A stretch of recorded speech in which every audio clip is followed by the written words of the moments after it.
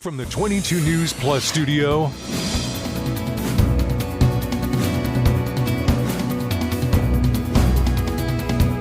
this is 22 News in Focus with Patrick Berry. Hello, everyone, and welcome to this edition of In Focus. I am your host, Patrick Berry. We're here in the 22 News Plus studios. It is currently day 34 of the government shutdown. There is no end in sight, but I'm very fortunate to have across the desk for me today, Evan Garber. He is the vice president with the Anthony L. Cignoli Associates. Evan, thank you so very much for joining me. You and Tony Cignoli are the go-to people in Western Mass for understanding what's happening in our government. So I appreciate the time you're giving me today. It is day 34 of the government shutdown. As we sit here today, do you see an end in sight? Not in the near future, no. Really? I don't. And, in watching the interview that you did with Tony about the shutdown, at the end of it, you were like, well, I hope to see you again soon, but I hope it's not about this topic. Exactly. Here we are. We're here talking about the shutdown still. There's really no end in sight. There's a lack of will to come together to the negotiating table on this from the White House, from President Trump, who's someone who, we see and has made a brand about is the deal maker. I can make a deal with anybody. He seems unwilling to want to even come to the table to make that deal.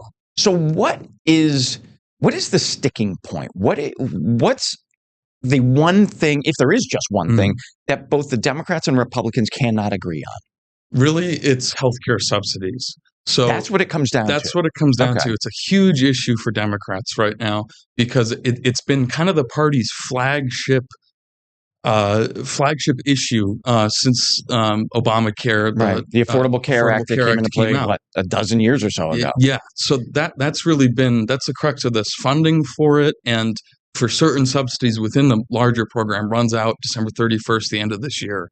Democrats really want this to happen because millions and millions and millions of Americans rely on healthcare for this. And here in Massachusetts and across the country, open enrollment started on November 1st. So we're starting to see people getting claims or coming in for their per monthly price. Right.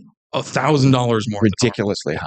So, going back in time to do my math, 2015. So now President Trump was running for his first term in office in 2015, promised the American people a new healthcare plan. He did it last night on a 60 Minutes interview. Yep. Do they have a plan? I mean, I have no doubt that Americans would vote for a better, more affordable healthcare plan, but I don't see President Trump or any of the Republicans detailing this is the plan. If they have a plan, it's a super top secret plan. Okay. It's from the public view of things, we can't see a plan. There's been interesting things with government transparency happening recently, especially with this shutdown specifically. Speaker of the House, Mike Johnson, while the House Republicans did pass the continuing resolution back in September, that was the last time the House was even open. The last time they voted on anything was back in September. I believe September 19th was when they passed that. And since then, House Republicans, who are the only ones who have the power to actually do things like release the text of the continuing resolution so we could see the differences, that hasn't happened yet. So we're here, November 4th, 3rd. The government, our legislators haven't worked in 6-7 weeks? Basically, House Republicans led by Speaker Mike Johnson, he has kept the House closed. On the Senate side, we've seen that's really where the work is being done right now, or lack thereof. Okay, so whether the Congress people, men and women, are working is really a non-factor. This is now down to the Senate to make some decisions. Are our senators working? They are, in some ways, yes. There's been 13 votes. All of them have failed to advance this the funding legislation. Those 13 votes have failed because Republicans need to get past the filibuster. So they need 60 votes to pass this, to bring it out of debate and bring it to a floor vote in the Senate. They need 5 Democrats to jump ship to do that, and they've been unsuccessful in doing that because Senate Democrats, to their credit, have been together on this issue of, really, it's not the responsibility of the minority party to govern.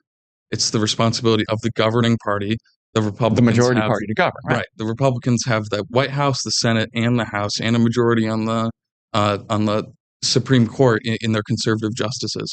So it's really Senate Democrats saying it's up to them to bring us in, because the way a legislative body really should work is having the entirety of all constituents represented. All people, all voices should be heard. And really, that hasn't been happening with this Congress, with this Senate. It's fascinating, though, now to hear it described, and we will talk about this when we come back from the break in a minute, but the current issue is healthcare and food. Mm-hmm. You know, there are, I think there was a little more than 40 million Americans that rely on benefits and subsidies and SNAP benefits to help them and their families eat every single day. I ate this morning. I don't know whether you ate, and I plan on eating today, but there are families out there who won't be able to. So the Democrats are really holding the country hostage because they won't appease the Republicans' desire to change health care. Right. So, but because of the Democrats' side, they're not releasing the money to feed people. So it's really both sides are causing the problem. Right. There's a lack of wanting to really come together on this. Republicans have said, hey, we'll vote with this on this continuing resolution, which is only to November 21st. So maybe that won't even be applicable anymore. Right. But hey, vote with us on this, and then we promise that we will work with you on healthcare. Democrats, for whatever reason, aren't taking that promise at face value. And they need to find a way to come together on this, because here in Massachusetts, it's over 1 million people rely on SNAP benefits, and in Western Mass, the need is dire. We are up on our first commercial break. We're here with Evan Garber. We will continue this conversation when we come back, so stay with us. This is 22 News in Focus with Patrick Berry.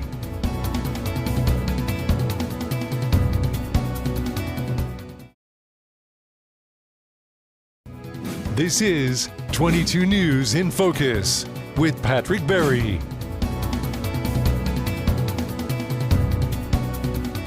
Welcome back, everyone, to this edition of In Focus. I am your host, Patrick Berry. Sitting across the desk from me today is Evan Garber. He is from the Anthony Cignoli Associates Group, political strategist here in Western Massachusetts. We're talking about the government shutdown. We're currently in day 34. 35 days has historically been the longest government shutdown, and there is no end in sight on this one, right? Right. We're within a 48-hour kind of period of breaching that. And the last one that happened, that 35 days, was during Trump's previous term. In that time, it was a little different because Democrats had recently taken over the House of Representatives, putting Nancy Pelosi as Speaker of the House. Mm-hmm. But now the Republicans control all three branches of the working government. Now, in your analysis, do you find that on a national level, the Republicans don't feel they're managing the government as they had hoped because they have the House, the Senate, and the White House? Do you think that they're not getting their policies through as easily as they expected? Yeah, I mean, we're really seeing Democrats, ironically, taking up a page out of former Senate President or leader of the majority, Mitch McConnell, out of his handbook in blocking, in slowing things down. He said back when in Obama's presidency, my number one goal is to stop the president's agenda. And that's kind of what Democrats are doing now. Now, one kind of groundbreaking thing that came out over the weekend about this is President Trump has called to remove the filibuster, to end that 60 vote threshold needed in the Senate to bring something from debate to a vote. The current Senate leader, who's a Republican, has said, well, we don't want to do that because Democrats have been wanting to do that for the past 20 years. So we're not going to do that because we don't know in the future when we're on the other side of this. Right. But Trump has said Senate Republicans need to do this. So we'll see, because we've seen how President Trump's word really dictates what happens in the GOP. That's fascinating. I didn't realize that aspect of it, that he wants to eliminate the filibuster. But again, like anything in government, if you're out of power, it's going to come back to bite you in the butt. Right. And like you said, with anything, it's like how many people on the left side of the Democratic Party wanted to expand the Supreme Court. And a lot of the moderate people in the Democratic Party said, well, what happens if it happens on the other side? So there's this kind of like compromise and back and forth thing. A little bit back to home, I want to return to the conversation about SNAP benefits. There's a million or more people here in Massachusetts alone, 40 plus million across the country, a million or so here in Massachusetts, that as of today, early November, the money that they have available to them to help them make ends meet by buying food and feeding their family is really coming to an end. Yeah, it's massively uncertain right now. Over the weekend, it was Friday and Saturday, I believe, 2 federal judges, one in Massachusetts, one in Rhode Island, told the Trump administration, legally, you can and have to provide these benefits to people. Really? They said that by today, the Rhode Island judge said by today, Monday, you can either fund it fully or you have to fund it at least partially by Wednesday. Now, the Trump administration came back and said, well, we're not sure which avenues we could use because really this extra money should be used for SNAP if there's a natural emergency, some sort of natural disaster. Kind of a national emergency right now. There's 40 million people going without food. Right. So they're going to be in court more to kind of hash this out. But really, the worry was that the White House said originally, well, we don't know if legally we could continue SNAP. We have 2 federal judges saying legally, yes, you can. So there's this holdup that we're not really sure what's going to happen, but we can't be playing games with this money. I mean, this is a Great Depression era program. There has never been a funding disruption in all those years. Well, that was going to be my question was, I don't recall there ever being a holdout on funding food. And this is the first time ever. It's never happened before. And we're seeing it here in Western Massachusetts really affect people. Places like Holyoke, where Mass Live reported that over 46 or 43% of people rely on SNAP. Over 16,000 people in Holyoke alone rely on SNAP. Mayor Josh Garcia last Wednesday held a press conference saying this is a massive problem, calling on the federal government to work together to fix it, but then also taking initiative, which is why local government is so important and which is why tomorrow's elections is very important because local government elections are happening. But he said, we've created a landing page. I believe it's No One Hungry Holyoke, and it's this new city initiative in Holyoke that's bringing together local resources. They have a survey for providers out asking how best as a municipality can we partner with you, a nonprofit, Food Bank of Western Mass, etc., to really make sure that people don't go hungry. Is Holyoke alone in doing that, or are there other communities in our area that are stepping up to help out the local citizens? Fortunately, Holyoke is not alone. We in Western Mass have a tradition of knowing we always have to band together, whether it's to get what we want from Boston, whether it's to make our voices heard in D.C. Senator Joe Comerford, who's senator for Northampton Greenfield, is in charge or is a co-chair of the Food Systems Caucus, which is a bipartisan Democrats and Republicans caucus that is made up of House and Senate members in Massachusetts. Massachusetts State House, right? Okay. They wrote a letter and had 152 Massachusetts Republicans, Democrats, reps, and senators sign it. A letter to the Trump administration outlining, hey, Massachusetts, over 1 million people, almost 200,000 people in the city of Boston rely on SNAP. 47% of residents of Springfield rely on SNAP. We need this program to happen. They outlined how it's never been a problem like this before. They outlined that the states really can't pick up the tabs for all of these federal funding things that are being taken away. Has there been any research into who uses SNAP benefits? I mean, we all hear, people driving up to pick up their food in their Range Rover or their Lexus, or, who don't need the SNAP benefits, immigrants using it that don't need it, or whatever the data may be. Have there been research studies to show who actually use it? Is it really people who need it that use it? Or are the outliers like that small fraction of people who are milking the system? The vast majority are people who actually need it. You have to be able to prove and show that you make less than the federal poverty line, which is $32,000 a year for a family. So everybody who's receiving SNAP as a family unit, $32,000 is what it is. So if people are below that, I mean, I can't even imagine providing for myself, an individual at $32,000, let alone a family. So this is a serious problem, and there's a lot of rhetoric and data out there about all sorts of political problems, especially now, about people can game numbers and make statistics looks maybe a little bit different than it actually is. But with this one, we're talking about, even just here in Massachusetts, over 1 million people on not being able to find food security. That's a failure of government of all forms, and of the social contract, honestly, that government is to provide for its citizens. We are coming up on our second commercial break, but when we come back, I want to talk about the public's perception of politics as it stands in 2025. We'll be right back. This is 22 News in Focus with Patrick Berry.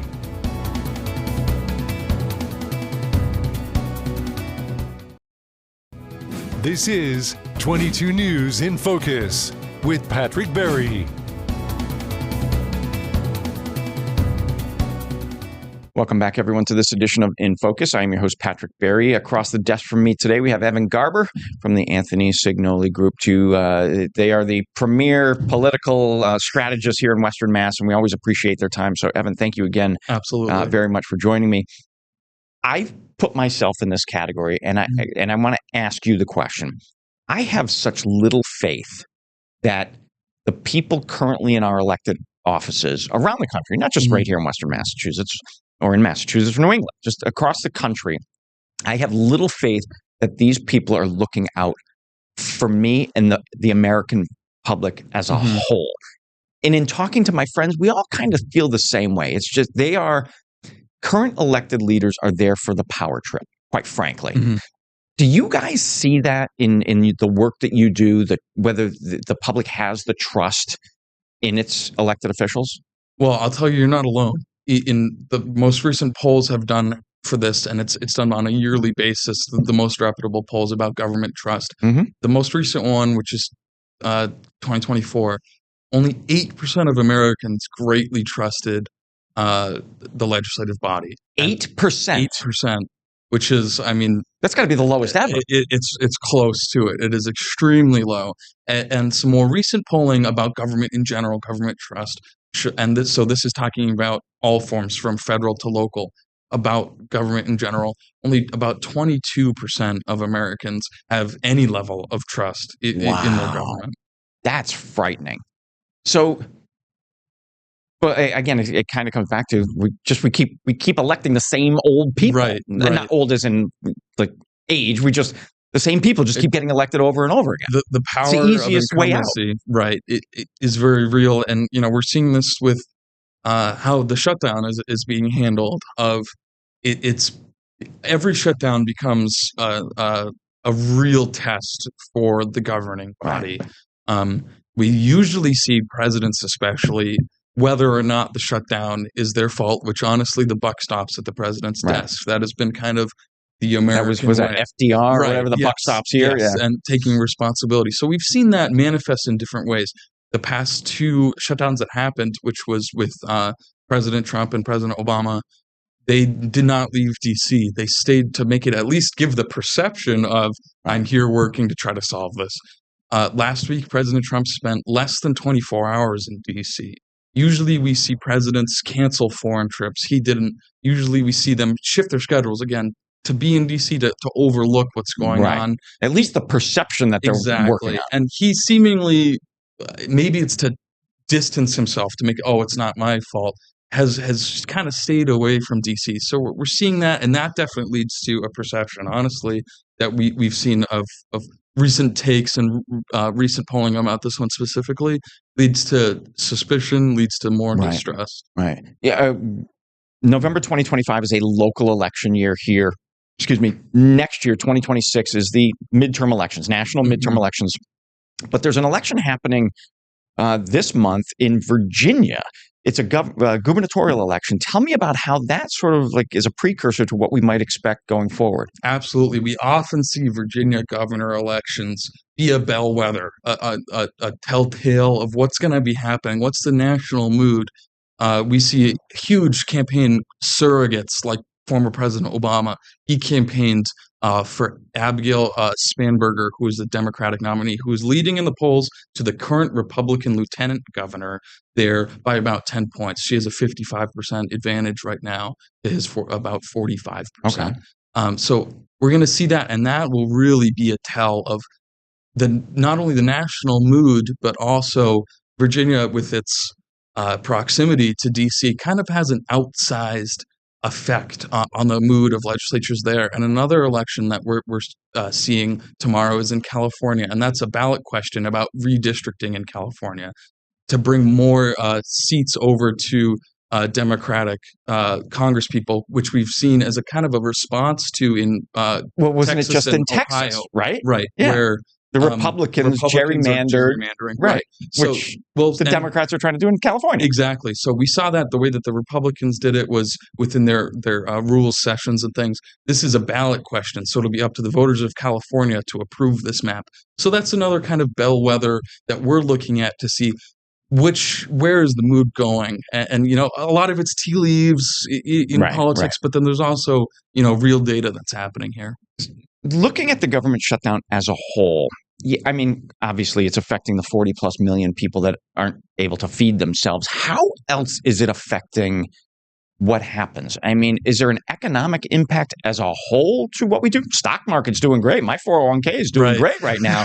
But is that, you know, false hope? There is an economic impact here. The last shutdown under President Trump, which was the last one to happen, also happened to be the longest one ever at 35 days. That cost the U.S. GDP about $11 billion. $11 billion in 35 days is a lot, and then $3 billion of that researchers and economists from the government found could never be replaced, couldn't be made $3 billion could not be replaced. Of permanent economic loss to the GDP. And that's from everything from federal workers, there's about 700,000 furloughed federal workers, to uncertainty in markets. Like you said, though, the markets seem to be strong, but there's interesting things happening there with are they really strong or not strong? Right. Okay. We're not sure. But then also things like flight delays can lead to economic impact. And we're seeing that with our FAA flight controllers and TSA not being paid, but having to go into work. Now, our federal employees are the best in the world, but anybody, if you're not being paid for a month and you're thinking about, maybe I'll call out tomorrow, and then that leads to a change. So there's difficulties there with economic impact. Absolutely. Is there, we got about a minute or so left. Looking back at what's taken place over the last 34 days, and really the last 10 months or so, 9 months or so since President Trump was sworn into office, the perception is that there might be even some Republicans who are starting to not be the 100% Trump supporters that they once were. Marjorie Taylor Greene, for one. She has been a Republican spokesperson about everything Donald Trump, but she seems to be fighting back a little bit. I'd say that she is the most public and high-profile person to start to break away. Another interesting thing that there is, though, is that there is some backroom, informal negotiations and conversations happening in the Senate of Republican senators taking initiative to talk to some other people. Now, is that to say, hey, break with us on this, we need those 5? Or is it, hey, we know that this is a difficult position, how can we work together? Obviously not sure there, but we're starting to see that. But a huge comparison still from this shutdown to the last. That first shutdown, Trump really wasn't what he was today. He was still trying to figure it out. He was, an outsider to politics. Still had a lot of backlash with the Republican establishment. Now, Trump is the GOP. The GOP is Trump. That's still the case. Fantastic. Well, unfortunately, our time is done. Evan Garber, I cannot thank you enough for coming to talk about the latest that's happening in our federal government. Good seeing you. Thank you for the opportunity. This is 22 News in Focus with Patrick Berry.